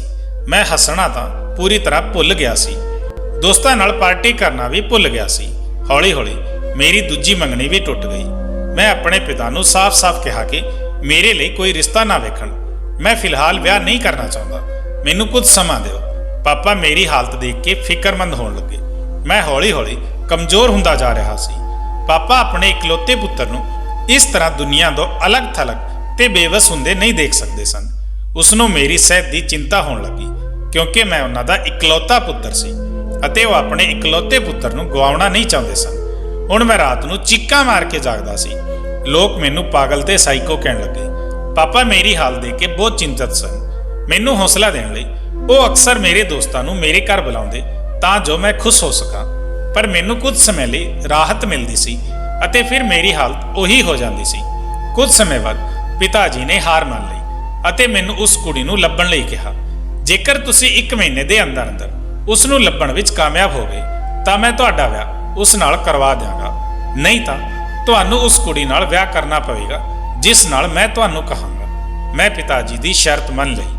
ਮੈਂ ਤੁਹਾਨੂੰ ਬਹੁਤ ਲੱਭਿਆ, ਤੁਹਾਡੇ ਇਲਾਕੇ ਵਿੱਚ ਗਿਆ ਅਤੇ ਉੱਥੋਂ ਤੁਹਾਡਾ ਨਵਾਂ ਪਤਾ ਲੈ ਲਿਆ, ਪਰ ਉਹਨਾਂ ਨੇ ਜੋ ਪਤਾ ਦਿੱਤਾ ਉਹ ਗਲਤ ਨਿਕਲਿਆ। ਤੇਰੇ ਪਾਪਾ ਬਾਰੇ ਤਾਂ ਮੈਨੂੰ ਕੁਝ ਪਤਾ ਹੀ ਨਹੀਂ ਸੀ। ਫਿਰ ਮਹੀਨਾ ਕਿਵੇਂ ਲੰਘ ਗਿਆ ਮੈਨੂੰ ਕੁਝ ਪਤਾ ਨਹੀਂ ਲੱਗਿਆ। ਮੇਰੇ ਕੋਲ ਨਾ ਤਾਂ ਤੇਰੀ ਕੋਈ ਤਸਵੀਰ ਸੀ ਤੇ ਨਾ ਹੀ ਕਿਸੇ ਨਾਲ ਤੇਰੀ ਦੋਸਤੀ ਸੀ ਜਿਸ ਤੋਂ ਮੈਂ ਤੇਰੇ ਬਾਰੇ ਪੁੱਛ ਸਕਦਾ। ਮਹੀਨਾ ਖਤਮ ਹੁੰਦੇ ਹੀ ਪਾਪਾ ਨੇ ਮੈਨੂੰ ਤੁਹਾਡੇ ਬਾਰੇ ਪੁੱਛਿਆ ਤਾਂ ਮੈਂ ਹਾਰੇ ਹੋਏ ਲਹਿਜੇ ਵਿੱਚ ਪਾਪਾ ਨੂੰ ਕਿਹਾ ਕਿ ਮੈਂ ਕਿਸੇ ਵੀ ਕੁੜੀ ਨਾਲ ਵਿਆਹ ਕਰਨ ਲਈ ਤਿਆਰ ਹਾਂ। ਪਾਪਾ ਬਹੁਤ ਖੁਸ਼ ਸਨ ਅਤੇ ਫਿਰ ਅਗਲੇ ਹੀ ਦਿਨ ਉਹਨਾਂ ਨੇ ਕਿਹਾ ਕਿ ਮੇਰੀ ਨਜ਼ਰ ਵਿੱਚ ਇੱਕ ਕੁੜੀ ਹੈ ਜਿਸ ਨਾਲ ਤੁਹਾਡਾ ਵਿਆਹ ਤੈਅ ਹੋ ਗਿਆ ਹੈ। ਮੈਂ ਪਿਤਾ ਜੀ ਨੂੰ ਕੁਝ ਨਹੀਂ ਪੁੱਛਿਆ। ਕੁੜੀ ਕੌਣ ਹੈ, ਕਿਵੇਂ ਦੀ ਹੈ? ਹੁਣ ਮੇਰੇ ਅੰਦਰ ਜ਼ਿੰਦਗੀ ਜਿਉਣ ਦਾ ਕੋਈ ਉਤਸ਼ਾਹ ਨਹੀਂ ਬਚਿਆ ਸੀ। ਜਦੋਂ ਵਿਆਹ ਹੋਇਆ ਤਾਂ ਪਿਤਾ ਜੀ ਨੇ ਤੇਰਾ ਨਾਂ ਲਿਆ ਤੇ ਕਿਹਾ ਕਿ ਅਮਨ ਮੇਰੇ ਦਫ਼ਤਰ ਵਿੱਚ ਕੰਮ ਕਰਦੀ ਹੈ। ਉਹ ਬਹੁਤ ਚੰਗੀ ਕੁੜੀ ਹੈ, ਤੁਹਾਨੂੰ ਜ਼ਰੂਰ ਪਸੰਦ ਆਵੇਗੀ। ਮੇਰੀ ਪਸੰਦ ਤੇ ਭਰੋਸਾ ਕਰੋ। ਮੈਂ ਤੁਹਾਡਾ ਨਾਂ ਸੁਣ ਕੇ ਹੈਰਾਨ ਰਹਿ ਗਿਆ ਸੀ, ਪਰ ਮੈਂ ਸੋਚਿਆ ਕਿ ਅਮਨ ਨਾਂ ਦੀ ਇੱਕ ਹੀ ਕੁੜੀ ਤਾਂ ਨਹੀਂ ਹੋ ਸਕਦੀ। ਪਰ ਅੱਜ ਮੈਂ ਤੁਹਾਨੂੰ ਆਪਣੇ ਕਮਰੇ ਵਿੱਚ ਦੇਖ ਕੇ ਹੈਰਾਨ ਹਾਂ। ਸ਼ਾਇਦ ਕੁਦਰਤ ਨੇ ਹੀ ਸਾਡਾ ਮਿਲਾਪ ਲਿਖਿਆ ਸੀ, ਇਸ ਲਈ ਸਾਡੀ ਕਿਸਮਤ ਜੁੜ ਗਈ ਅਤੇ ਅਸੀਂ ਇੱਕ ਦੂਜੇ ਨੂੰ ਮਿਲੇ। ਅਤੇ ਦੇਖੋ ਅੱਜ ਅਸੀਂ ਇੱਕ ਹਾਂ। ਇਹ ਕਹਿ ਕੇ ਦੀਪ ਨੇ ਆਪਣਾ ਹੱਥ ਮੇਰੇ ਵੱਲ ਵਧਾ ਦਿੱਤਾ ਅਤੇ ਮੈਂ ਵੀ ਉਸਦੇ ਹੱਥ ਤੇ ਹੱਥ ਰੱਖ ਦਿੱਤਾ। ਦੀਪ ਨੇ ਮੇਰਾ ਹੱਥ ਚੁੰਮਿਆ ਅਤੇ ਮੇਰੇ ਹੱਥ ਵਿੱਚ ਹੀਰੇ ਦੀ ਮੁੰਦਰੀ ਪਾ ਦਿੱਤੀ। ਮੈਂ ਬਹੁਤ ਖੁਸ਼ ਸੀ ਕਿ ਅੱਜ ਮੈਨੂੰ ਉਹ ਮਿਲਿਆ ਜਿਸ ਨੂੰ ਮੈਂ ਚਾਹੁੰਦੀ ਸੀ। ਦੀਪ ਨੇ ਅੱਖਾਂ ਵਿੱਚ ਸ਼ਰਾਰਤ ਲਿਆਉਂਦਿਆਂ ਕਿਹਾ, ਅਮਨ ਮੇਰੇ ਤੋਂ ਦੂਰ ਨਾ ਰਹਿ, ਮੈਂ ਤੈਨੂੰ ਤਰਸ ਰਿਹਾ ਹਾਂ, ਮੇਰੀਆਂ ਬਾਹਾਂ ਵਿੱਚ ਆ। ਮੈਂ ਵੀ ਬਿਨਾਂ ਕਿਸੇ ਦੇਰੀ ਦੇ ਦੀਪ ਦੀਆਂ ਬਾਹਾਂ ਵਿੱਚ ਆ ਗਈ। ਮੈਂ ਸਾਰੀ ਰਾਤ ਦੀਪ ਦੇ ਪਿਆਰ ਵਿੱਚ ਡੁੱਬੀ ਰਹੀ। ਅੱਜ ਮੈਂ ਬਹੁਤ ਖੁਸ਼ ਸੀ। ਪਰਮਾਤਮਾ ਨੇ ਮੈਨੂੰ ਸਭ ਕੁਝ ਦੇ ਦਿੱਤਾ ਸੀ। ਅਗਲੀ ਸਵੇਰ ਦੀਪ ਅਤੇ ਮੈਂ ਬਹੁਤ ਖੁਸ਼ ਹੋ ਕੇ ਕਮਰੇ ਤੋਂ ਬਾਹਰ ਆਏ ਅਤੇ ਜਾ ਕੇ ਪਾਪਾ ਨੂੰ ਮਿਲੇ। ਪਾਪਾ ਸਾਨੂੰ ਦੋਹਾਂ ਨੂੰ ਇਕੱਠੇ ਦੇਖ ਕੇ ਖੁਸ਼ ਅਤੇ ਹੈਰਾਨ ਹੋਏ। ਫਿਰ ਅਸੀਂ ਦੋਵਾਂ ਨੇ ਇੱਕ ਦੂਜੇ ਨੂੰ ਜੱਫੀ ਪਾ ਲਈ। ਉਹਨਾਂ ਦੀਆਂ ਅੱਖਾਂ ਨਮ ਹੋ ਗਈਆਂ। ਸ਼ਾਇਦ ਉਹ ਵੀ ਦੀਪ ਦੀ ਹਾਲਤ ਦੇਖ ਕੇ ਬਹੁਤ ਚਿੰਤਤ ਸੀ। ਦੀਪ ਨੂੰ ਖੁਸ਼ ਦੇਖ ਕੇ ਉਹਨਾਂ ਨੂੰ ਚੰਗਾ ਲੱਗਾ। ਅਸੀਂ ਇਕੱਠੇ ਨਾਸ਼ਤਾ ਕੀਤਾ। ਮੈਂ ਚੰਗਾ ਮਹਿਸੂਸ ਕਰ ਰਹੀ ਸੀ। ਮੇਰਾ ਸਹੁਰਾ ਹੈਰਾਨੀ ਨਾਲ ਦੀਪ ਨੂੰ ਦੇਖ ਰਿਹਾ ਸੀ, ਪਰ ਉਹ ਸਮਝ ਨਹੀਂ ਪਾ ਰਿਹਾ ਸੀ ਕਿ ਦੀਪ ਨੂੰ ਕਿਸੇ ਹੋਰ ਕੁੜੀ ਨਾਲ ਪਿਆਰ ਹੋ ਗਿਆ ਸੀ, ਤੇ ਉਹ ਵੀ ਇੱਕ ਰਾਤ ਵਿੱਚ ਹੀ। ਉਸ ਨੂੰ ਆਪਣੀ ਪਤਨੀ ਨਾਲ ਪਿਆਰ ਕਿਵੇਂ ਹੋ ਗਿਆ, ਉਹ ਸੱਚ ਨਹੀਂ ਜਾਣਦੇ ਸੀ। ਸੱਚਾਈ ਸਿਰਫ ਮੈਨੂੰ ਅਤੇ ਦੀਪ ਨੂੰ ਹੀ ਪਤਾ ਸੀ। ਪਾਪਾ ਨੇ ਦੀਪ ਨੂੰ ਪੁੱਛਿਆ, ਕੀ ਗੱਲ ਹੈ, ਤੈਨੂੰ ਆਪਣੀ ਪਤਨੀ ਨਾਲ ਪਿਆਰ ਕਿਵੇਂ ਹੋ ਗਿਆ? ਦੀਪ ਨੇ ਆਪਣੇ ਪਿਤਾ ਵੱਲ ਦੇਖਿਆ ਤੇ ਕਿਹਾ, ਪਿਤਾ ਜੀ, ਮੈਨੂੰ ਇੰਨੀ ਵੱਡੀ ਖੁਸ਼ੀ ਦੇਣ ਲਈ ਧੰਨਵਾਦ। ਇਹ ਕਹਿ ਕੇ ਦੀਪ ਨੇ ਆਪਣੇ ਪਿਤਾ ਨੂੰ ਜੱਫੀ ਪਾ ਲਈ। ਮੇਰੇ ਸਹੁਰੇ ਦੀਆਂ ਅੱਖਾਂ ਨਮ ਹੋ ਗਈਆਂ। ਕਿੰਨੀ ਦੇਰ ਉਹ ਦੀਪ ਨੂੰ ਛਾਤੀ ਨਾਲ ਲਾ ਕੇ ਖੜਾ ਰਿਹਾ। ਸਾਡੇ ਵਿਆਹ ਨੂੰ ਤਕਰੀਬਨ 1 ਮਹੀਨਾ ਹੋ ਗਿਆ ਸੀ। ਇਸ ਤਰ੍ਹਾਂ ਬੈਠਿਆ ਮੈਨੂੰ ਦੀਪ ਦੀ ਮਾਂ ਦਾ ਖਿਆਲ ਆਇਆ ਤਾਂ ਮੈਂ ਉਸ ਨੂੰ ਪੁੱਛਿਆ, ਦੀਪ, ਤੁਹਾਡੀ ਮਾਂ ਕਿੱਥੇ ਹੈ? ਮੈਂ ਉਸ ਬਾਰੇ ਕਦੇ ਨਹੀਂ ਸੁਣਿਆ ਅਤੇ ਨਾ ਹੀ ਮੈਂ ਕਦੇ ਉਸ ਦੀ ਕੋਈ ਤਸਵੀਰ ਦੇਖੀ। ਇੱਥੋਂ ਤੱਕ ਕਿ ਮੈਂ ਪੂਰੇ ਘਰ ਵਿੱਚ ਉਸ ਦੀ ਇੱਕ ਵੀ ਫੋਟੋ ਨਹੀਂ ਵੇਖੀ, ਜਦੋਂ ਕਿ ਤੁਹਾਡੇ ਬਚਪਨ ਦੀਆਂ ਅਤੇ ਤੁਹਾਡੇ ਪਿਤਾ ਜੀ ਦੀਆਂ ਬਹੁਤ ਸਾਰੀਆਂ ਤਸਵੀਰਾਂ ਹਨ। ਹਰ ਤਸਵੀਰ ਵਿੱਚ ਸਿਰਫ ਤੁਸੀਂ ਤੇ ਤੁਹਾਡੇ ਪਿਤਾ ਜੀ ਹੋ। ਮੇਰੀਆਂ ਗੱਲਾਂ ਸੁਣ ਕੇ ਦੀਪ ਹੱਸਣ ਲੱਗਿਆ ਤੇ ਬੋਲਿਆ, ਅੱਜ ਮੈਂ ਤੁਹਾਨੂੰ ਇਹ ਸੱਚ ਵੀ ਦੱਸਦਾ ਹਾਂ। ਦਰਅਸਲ ਮੇਰੇ ਮਾਤਾ ਪਿਤਾ ਦਾ ਵਿਆਹ ਕੋਈ ਵਿਆਹ ਨਹੀਂ ਸੀ। ਇਹ ਇੱਕ ਵਪਾਰਕ ਸੌਦਾ ਸੀ। ਵਿਆਹ ਸਿਰਫ ਕਾਰੋਬਾਰ ਨੂੰ ਵਧਾਉਣ ਲਈ ਕੀਤਾ ਗਿਆ ਸੀ। ਮੇਰੀ ਮਾਂ ਦਾ ਆਪਣਾ ਸਮਾਜਿਕ ਜੀਵਨ ਸੀ। ਉਹ ਬਾਹਰ ਹੀ ਬਿਜੀ ਰਹਿੰਦੀ ਸੀ, ਕਦੇ ਪਾਰਟੀ ਤੇ ਕਦੇ ਕਲੱਬ। ਪਾਪਾ ਹਮੇਸ਼ਾ ਆਪਣੇ ਕਾਰੋਬਾਰ ਨੂੰ ਵਧਾਉਣ ਵਿੱਚ ਰੁੱਝੇ ਰਹਿੰਦੇ ਸਨ। ਦੋਵਾਂ ਦਾ ਰਿਸ਼ਤਾ ਤਾਂ ਸੀ, ਪਰ ਉਹ ਇੱਕ ਦੂਜੇ ਨਾਲ ਨਹੀਂ ਸਨ। ਉਹਨਾਂ ਦੇ ਰਿਸ਼ਤੇ ਵਿੱਚ ਪਿਆਰ ਨਹੀਂ ਸੀ। ਇਸ ਸਮੇਂ ਦੌਰਾਨ ਮੈਂ ਵੀ ਨਾ ਚਾਹੁੰਦੇ ਹੋਏ ਪੈਦਾ ਹੋ ਗਿਆ ਸੀ। ਹਾਲਾਂਕਿ ਮਾਂ ਬੱਚਾ ਨਹੀਂ ਚਾਹੁੰਦੀ ਸੀ। ਉਹ ਉਸ ਵੇਲੇ ਆਪਣੇ ਪੈਰਾਂ ਵਿੱਚ ਕਿਸੇ ਤਰ੍ਹਾਂ ਦੀ ਜੰਜੀਰ ਨਹੀਂ ਪਾਉਣਾ ਚਾਹੁੰਦੀ ਸੀ, ਪਰ ਸ਼ਾਇਦ ਕੁਦਰਤ ਨੂੰ ਕੁਝ ਹੋਰ ਹੀ ਮਨਜ਼ੂਰ ਸੀ ਤੇ ਮੈਂ ਇਸ ਦੁਨੀਆ ਵਿੱਚ ਆ ਗਿਆ। ਮੇਰੇ ਜਨਮ ਤੋਂ ਬਾਅਦ ਕੁਝ ਦਿਨ ਤਾਂ ਮੰਮੀ ਡੈਡੀ ਇੱਕ ਦੂਜੇ ਨਾਲ ਵਧੀਆ ਰਹੇ, ਪਰ ਫਿਰ ਉਹਨਾਂ ਵਿਚਕਾਰ ਉਹੀ ਝਗੜਾ ਸ਼ੁਰੂ ਹੋ ਗਿਆ। ਮੰਮੀ ਇਤਰਾਜ਼ ਕਰਦੀ ਸੀ ਕਿ ਪਾਪਾ ਉਸ ਨੂੰ ਸਮਾਂ ਨਹੀਂ ਦਿੰਦੇ, ਅਤੇ ਪਾਪਾ ਇਤਰਾਜ਼ ਕਰਦੇ ਸਨ ਕਿ ਜਦੋਂ ਮੈਂ ਘਰ ਆਉਂਦਾ ਹਾਂ ਤਾਂ ਉਹ ਘਰ ਵਿੱਚ ਮੌਜੂਦ ਨਹੀਂ ਰਹਿੰਦੀ ਸੀ। ਹੌਲੀ-ਹੌਲੀ ਉਹਨਾਂ ਦੀ ਲੜਾਈ ਵਧਣ ਲੱਗੀ। ਮੈਂ ਉਸ ਸਮੇਂ 5 ਸਾਲ ਦਾ ਸੀ ਅਤੇ ਫਿਰ ਇੱਕ ਦਿਨ ਮੈਨੂੰ ਪਤਾ ਲੱਗਾ ਕਿ ਮੰਮੀ ਦਾ ਬਾਹਰ ਅਫੇਅਰ ਚੱਲ ਰਿਹਾ ਹੈ। ਮੰਮੀ ਨੂੰ ਘਰੇਲੂ ਔਰਤ ਬਣਨਾ ਬਿਲਕੁਲ ਵੀ ਪਸੰਦ ਨਹੀਂ ਸੀ। ਉਹ ਇੱਕ ਥਾਂ ਤੱਕ ਸੀਮਿਤ ਨਹੀਂ ਰਹਿਣਾ ਚਾਹੁੰਦੀ ਸੀ। ਪਾਪਾ ਨੇ ਮੰਮੀ ਨੂੰ ਮਨਾਉਣ ਦੀ ਬਹੁਤ ਕੋਸ਼ਿਸ਼ ਕੀਤੀ ਕਿ ਤੁਹਾਡਾ ਬੱਚਾ ਹੈ, ਉਸ ਵੱਲ ਧਿਆਨ ਦਿਓ। ਇਸ ਤਰ੍ਹਾਂ ਦੀਆਂ ਹਰਕਤਾਂ ਤੁਹਾਨੂੰ ਬਿਲਕੁਲ ਸ਼ੋਭਾ ਨਹੀਂ ਦਿੰਦੀਆਂ। ਪਰ ਮਾਂ ਨਹੀਂ ਮੰਨੀ। ਉਸਨੇ ਕਿਹਾ, ਮੈਂ ਤੁਹਾਡੇ ਤੋਂ ਤਲਾਕ ਲੈਣਾ ਚਾਹੁੰਦੀ ਹਾਂ। ਮੈਂ ਕਿਸੇ ਹੋਰ ਨੂੰ ਪਿਆਰ ਕਰਦੀ ਹਾਂ। ਪਾਪਾ ਮਾਂ ਨੂੰ ਤਲਾਕ ਨਹੀਂ ਦੇਣਾ ਚਾਹੁੰਦੇ ਸਨ, ਕਿਉਂਕਿ ਪਹਿਲੀ ਗੱਲ, ਬੱਚਿਆਂ ਦੀ ਜ਼ਿੰਦਗੀ ਮਾਪਿਆਂ ਤੋਂ ਬਿਨਾਂ ਅਧੂਰੀ ਰਹਿੰਦੀ ਹੈ, ਤੇ ਦੂਜਾ, ਪਿਤਾ ਦੇ ਕਾਰੋਬਾਰ ਵਿੱਚ 50% ਹਿੱਸਾ ਮੰਮੀ ਦਾ ਸੀ।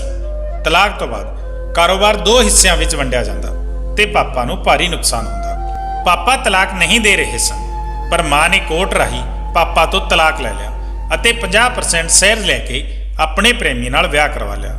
ਮੇਰੀ ਮਾਂ ਖੁੱਲੇ ਸੁਭਾਅ ਵਾਲੀ ਔਰਤ ਸੀ। ਪਤੀ ਹੋਣ ਦੇ ਬਾਵਜੂਦ ਉਸ ਨੂੰ ਕਿਸੇ ਹੋਰ ਆਦਮੀ ਨਾਲ ਪਿਆਰ ਹੋ ਗਿਆ ਸੀ। ਇਸ ਕਰਕੇ ਮੈਂ ਆਪਣੇ ਸਮਾਜ ਦੀਆਂ ਕੁੜੀਆਂ ਨਾਲ ਹਮੇਸ਼ਾ ਨਫ਼ਰਤ ਕਰਦਾ ਸੀ। ਮੈਨੂੰ ਮਾਡਰਨ ਕੁੜੀਆਂ ਬਿਲਕੁਲ ਪਸੰਦ ਨਹੀਂ ਸਨ, ਅਤੇ ਇਸ ਲਈ ਜਦੋਂ ਮੈਂ ਤੁਹਾਨੂੰ ਦੇਖਿਆ ਤਾਂ ਮੈਨੂੰ ਤੁਹਾਡੇ ਨਾਲ ਪਿਆਰ ਹੋ ਗਿਆ। ਦੀਪ ਨੇ ਇਹ ਕਹਿੰਦੇ ਹੋਏ ਮੇਰੇ ਵੱਲ ਪਿਆਰ ਨਾਲ ਦੇਖਿਆ ਅਤੇ ਮੇਰਾ ਹੱਥ ਫੜ ਲਿਆ। ਮੈਂ ਵੀ ਦੀਪ ਨੂੰ ਪਿਆਰ ਭਰੀਆਂ ਨਜ਼ਰਾਂ ਨਾਲ ਦੇਖਿਆ ਅਤੇ ਉਸ ਦੀ ਛਾਤੀ ਤੇ ਸਿਰ ਰੱਖ ਦਿੱਤਾ। ਜ਼ਿੰਦਗੀ ਵਿੱਚ ਮੈਨੂੰ ਸਭ ਕੁਝ ਮਿਲ ਗਿਆ ਸੀ ਅਤੇ ਹੋਰ ਮੈਨੂੰ ਕੀ ਚਾਹੀਦਾ ਸੀ। ਦੀਪ ਨੇ ਮੇਰਾ ਬਹੁਤ ਖਿਆਲ ਰੱਖਿਆ, ਮੇਰੇ ਪਿਤਾ ਦਾ ਇਲਾਜ ਕਰਵਾਇਆ ਅਤੇ ਘਰ ਲੈ ਕੇ ਦਿੱਤਾ। ਮੇਰੇ ਭਰਾ ਨੂੰ ਚੰਗੇ ਸਕੂਲ ਵਿੱਚ ਦਾਖਲ ਕਰਵਾਇਆ। ਮੇਰੇ ਮੰਮੀ ਡੈਡੀ ਤੇ ਮੇਰਾ ਭਰਾ ਹੁਣ ਚੰਗੀ ਜ਼ਿੰਦਗੀ ਜੀ ਰਹੇ ਹਨ। ਮੈਨੂੰ ਦੀਪ ਤੋਂ ਕੋਈ ਸ਼ਿਕਾਇਤ ਨਹੀਂ ਹੈ, ਸਗੋਂ ਮੈਂ ਪਰਮਾਤਮਾ ਦਾ ਸ਼ੁਕਰਾਨਾ ਕਰਦੀ ਹਾਂ ਕਿ ਮੈਨੂੰ ਦੀਪ ਵਰਗਾ ਪਤੀ ਮਿਲਿਆ ਹੈ, ਅਤੇ ਪਰਮਾਤਮਾ ਅੱਗੇ ਅਰਦਾਸ ਹੈ ਕਿ ਹਰ ਕੁੜੀ ਨੂੰ ਪਿਆਰ ਕਰਨ ਵਾਲਾ ਜੀਵਨ ਸਾਥੀ ਮਿਲੇ। ਦੋਸਤੋ, ਇਸ ਬਾਰੇ ਤੁਹਾਡੇ ਕੀ ਵਿਚਾਰ ਹਨ? ਕਮੈਂਟ ਕਰਕੇ ਜ਼ਰੂਰ ਦੱਸਣਾ।